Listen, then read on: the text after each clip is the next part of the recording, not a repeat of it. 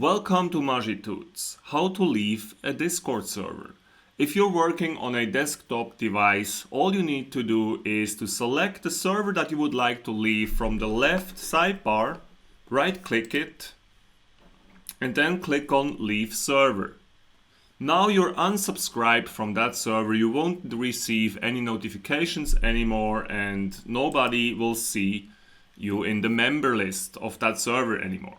Instead of right-clicking the server from the left sidebar, you can also do that by clicking on the server name here in the top left corner of the screen, and then there just choose Leave Server.